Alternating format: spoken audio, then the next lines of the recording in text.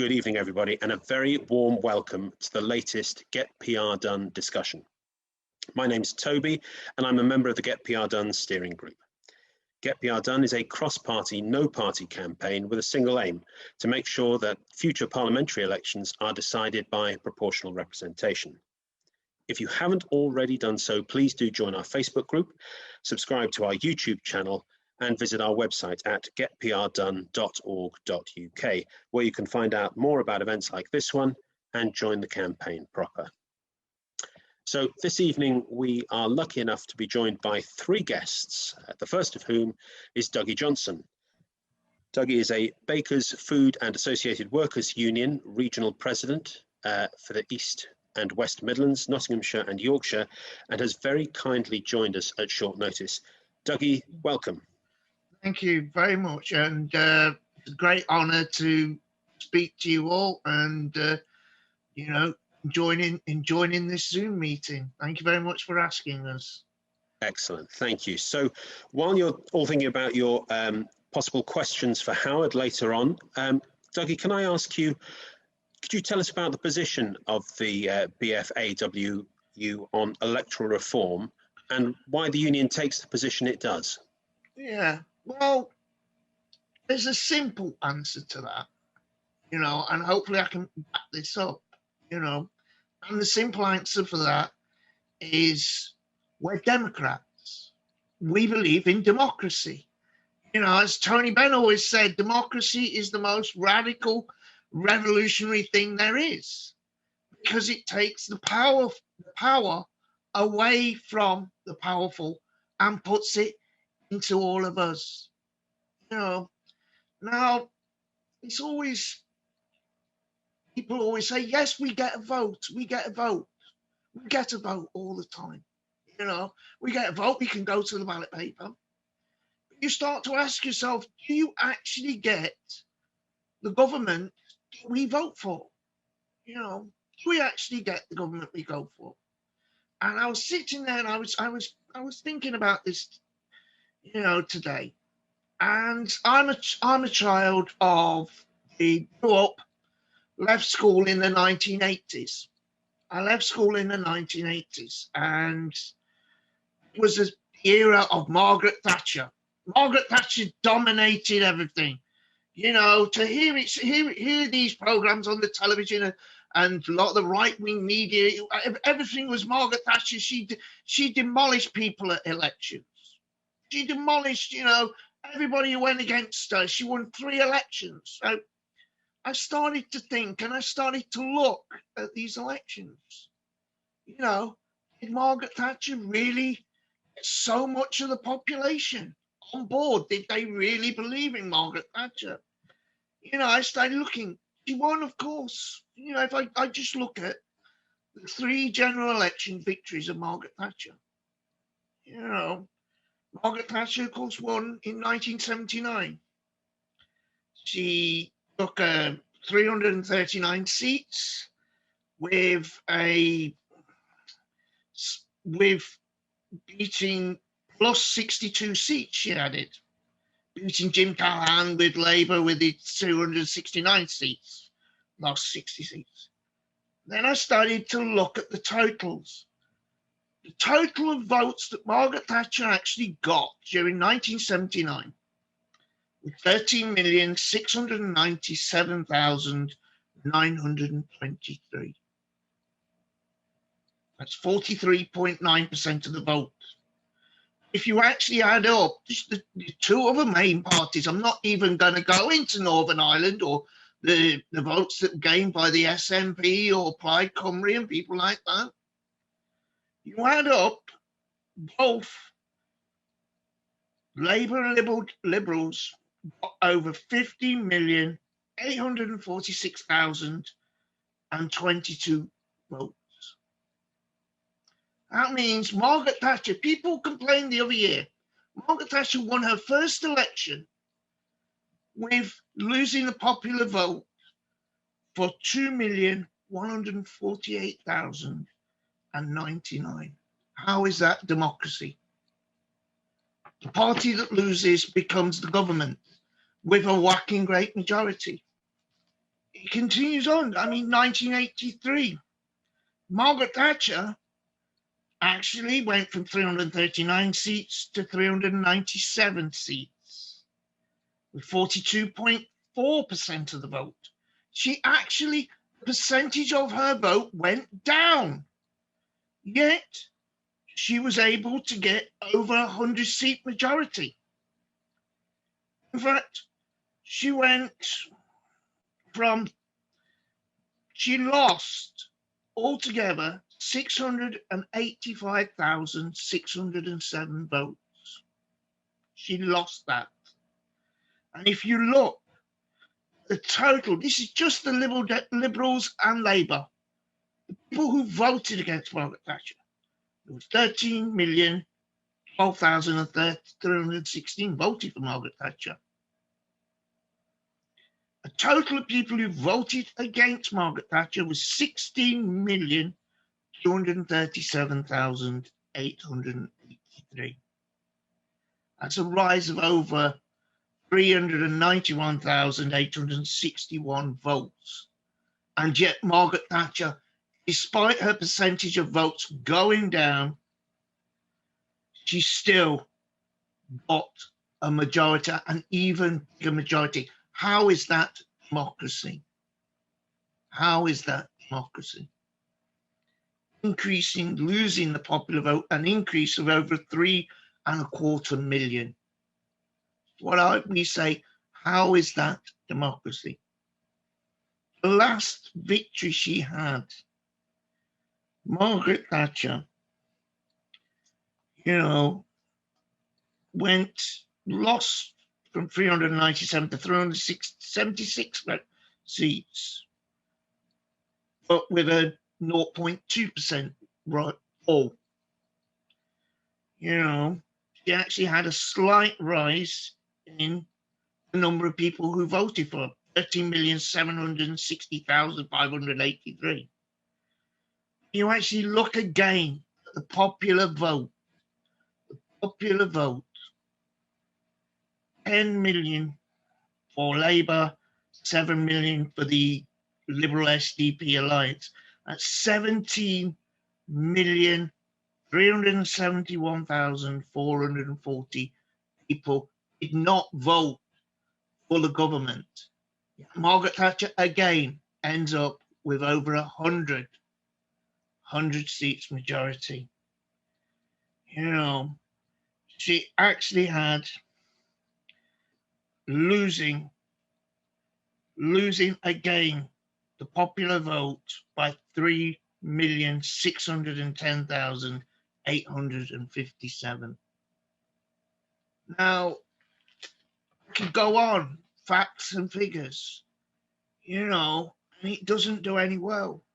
But if I just not bore you just for 1 minute, I'm going to point to another example of an election. Winston Churchill's second term as Prime Minister, the general election that brought him into power in 1951. And it's a funny election because Winston Churchill gets less number of votes in total than Clement Attlee. Attlee won it. In fact, the Labour ballot, the Labour number of voters went up.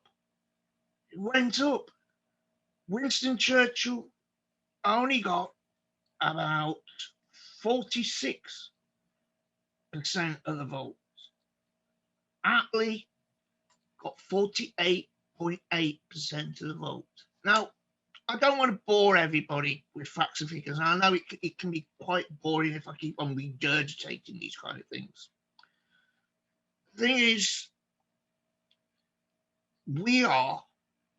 this is not democracy. And the way our system is counted, and this is what we agree with, what we agree with is that one of the things that happens in our system is gerrymandering. It's gerrymandering. It's decided on democracy. It's divided on geography, again and again. So if you sit in a safe Conservative seat, you sit in a Conservative seat and you want to vote Labour or anybody else, the Greens or anybody else, your vote has hardly any effect. Your vote is nothing compared to anything. What you then get with gerrymandering and people, whoever, the Conservatives were very vicious at this, I'm sorry. I know this is a non-party thing.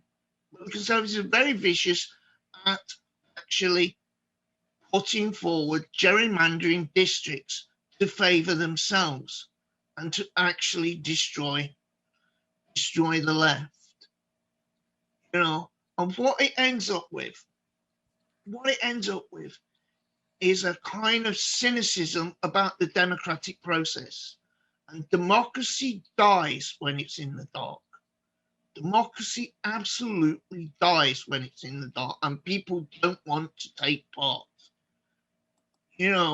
What you then end up with is a kind of politics where people tailor their manifestos and their policies towards the marginal constituencies and the floating voter in those. So you don't get politics or policies for the entire nation. You get politics and policies by focus group, not politics and policy for everyone. This is what proportional representation means to us. It means everybody gets a fair crack at the wicket. Everybody gets it. And I'm here to say one thing. I noted, and I'll just finish off on this couple of points. I'm here to say that people have said that proportional representation gives bad government. Bad governments. I mean, this is absolutely remarkable, because I wrote down just earlier on countries in Europe, just in Europe, that use proportional representation. Albania, Austria, Bosnia and Herzegovina, Bulgaria, Croatia, Cyprus, Czech Republic, Denmark, Estonia, Finland, Greece, Iceland, Latvia, Liechtenstein, Monaco, Montenegro, the Netherlands, Norway, Poland, Portugal, Republic of Macedonia, Romania, San Marino, Serbia, Slovakia, Slovenia, Spain, Sweden, and Switzerland, and not including a type of proportional representation in Germany. I've never heard anybody turn around and says, you know what, the German government, they're really having such a hard time in governing their country because it is so corrupted by proportional representation. You look at the best places to live in Europe, the Scandinavian countries. I've never heard anybody say about Norway or Denmark that proportional representation does them harm. Duggy, this is Alan Story here from GetPRDone. Can I just ask you a question? Yeah.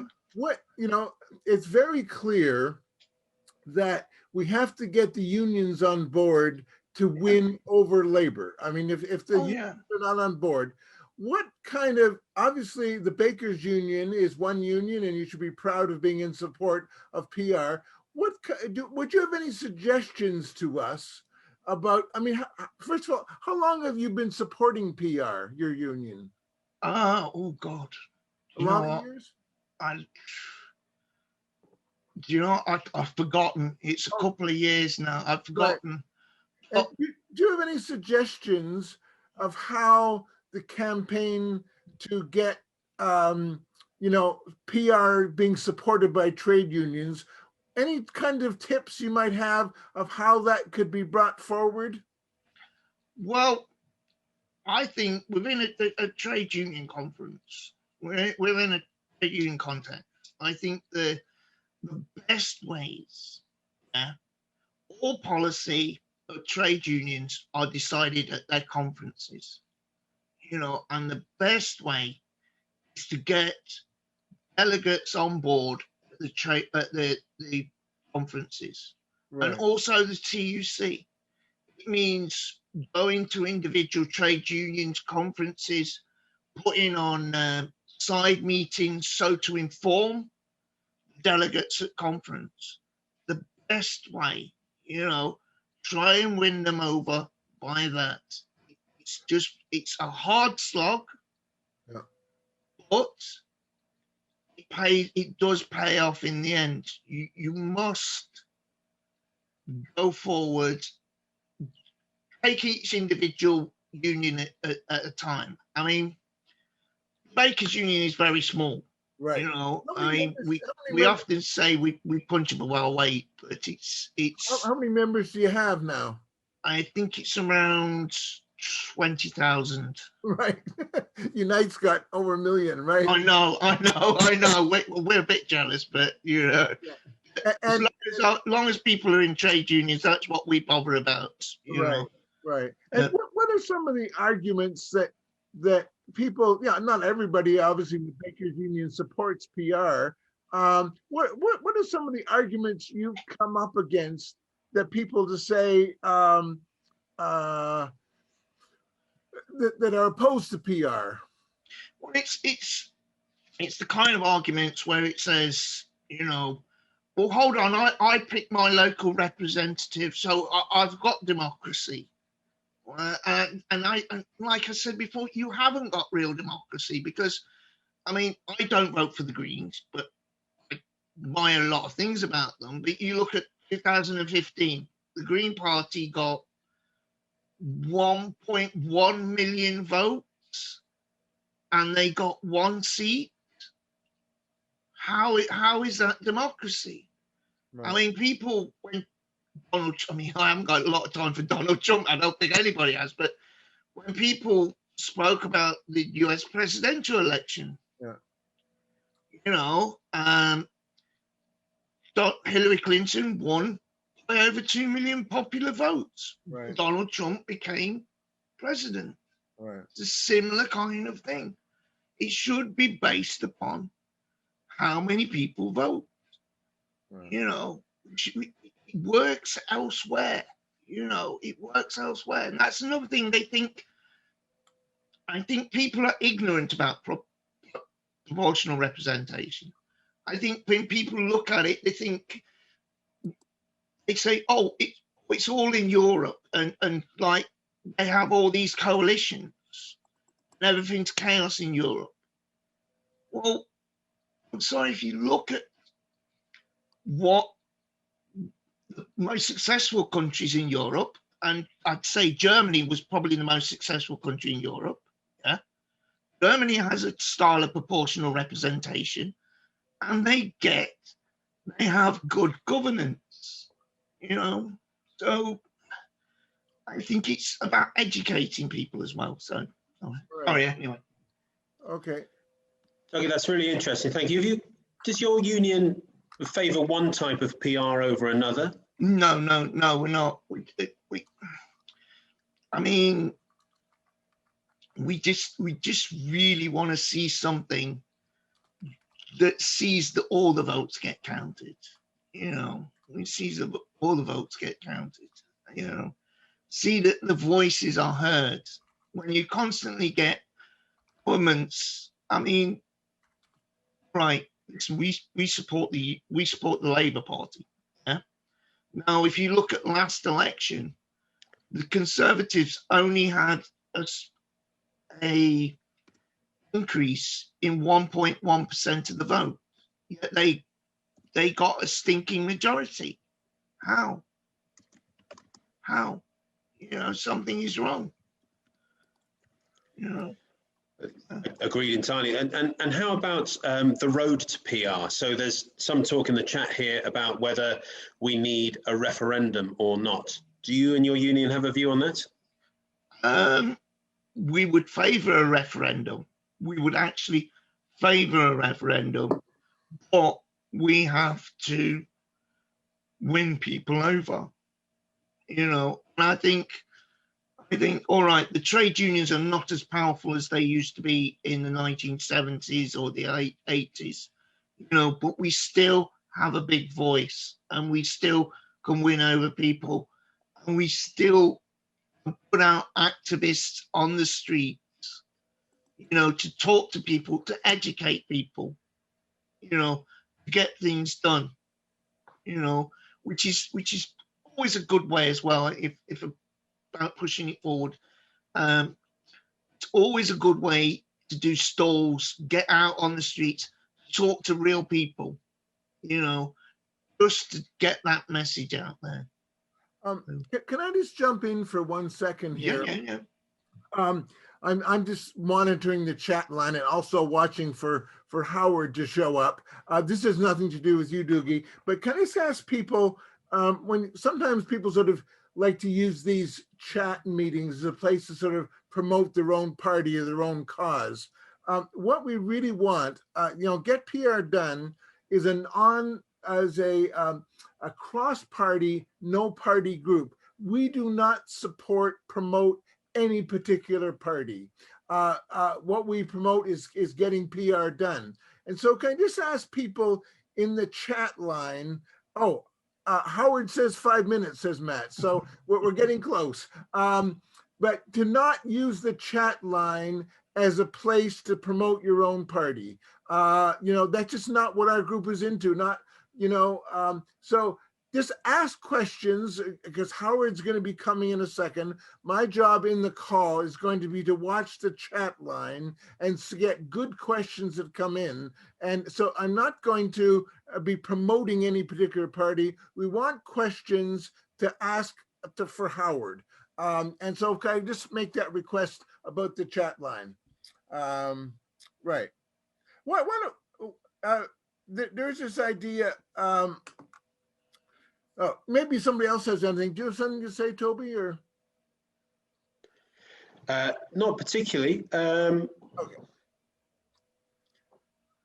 We'll take a little break for a minute here. It just. Could I interrupt and say something to Duggy? Sure, Peter. Yeah. Duggy, I think you're brilliant, mate. Oh, thank you. Straight talking, no mucking around. I mean, what you said there, if that was put into words, convince anybody. The trouble is no one's listening. And you're absolutely right. It's getting ordinary people to understand this, even if we get Labour to adopt it. Yeah. Got to get ordinary people to understand and realise the difference it would make. Yeah. We're so much, it's little England we're talking about here, you know, not little UK. Scotland's got it. Yeah.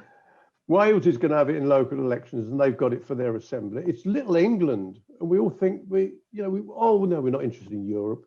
No, they're foreigners. It's a terrible attitude, and we've got to cut through that, you know, because they just do so much better than us, don't they, Dougie? But I just want to congratulate you, mate. You can speak at any time that, you know, any other matter. I think it's brilliant. Thank you. Thank you very much. Thank you very much, Peter.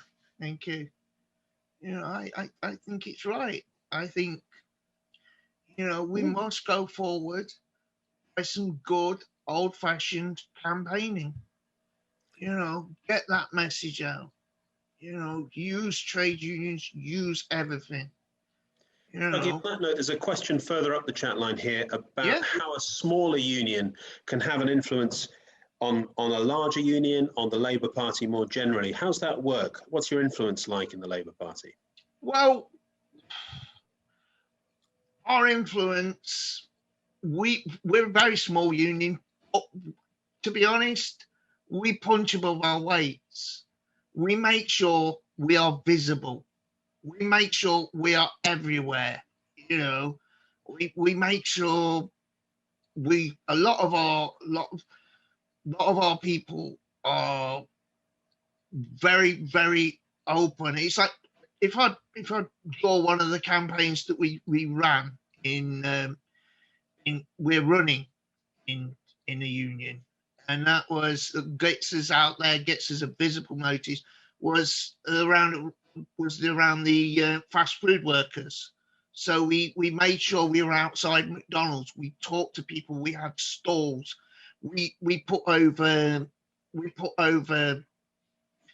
like things over social media. So we have Facebook pages, we have websites that we do, and we always get involved, and we try and bring other unions with us. We're always visible, you know. And if this, I mean, something about there's one thing I'm very, very proud of about our union, which is something I am very, very proud of in our union, is we are such a diverse and multicultural union. I mean, we obviously deal with the food sector, so it's we have a lot of migrant workers in there, and we do things in different languages. We help people. We set up Facebook pages in different languages such as Polish, Romanian, Latvian, Lithuanian. We have people, activists from all around the world. So I think getting everybody together. I mean, you know. Can I say, is Ryan Hall available? Ryan Hall. Well, okay, Ryan, I'll ask you. I am, yeah, sorry. Oh, sure, just ask you a question, because this is directly on point about the Bakers Union. Sure. So my question was, I've heard from various news sources that the Bakers Union are planning or looking to ballot members on whether they should affiliate to the Labour Party. If members did decide to disaffiliate from the Labour Party, how would that sort of shape and take on your campaign for PR? Well, there has been a small discussion. I don't think probably it will happen. I don't think it's going to happen. I can't see it happening myself. But if they did, you know, because when you join a trade union, Ryan, and you sign up, you know, you sign up and we try and get everybody to tick the political funds. All it'll mean is that we will use, instead of giving money to the Labour Party out that political fund, which not all the political fund goes to, we will use that for other things. We will use that on its own, you know. So I can't see it happening, to be honest. I really can't see it happening. I mean, but if it did, wouldn't alter anything. We still have got a voice through the TUC. We're still voiced through that, you know, and we can affect politics through that.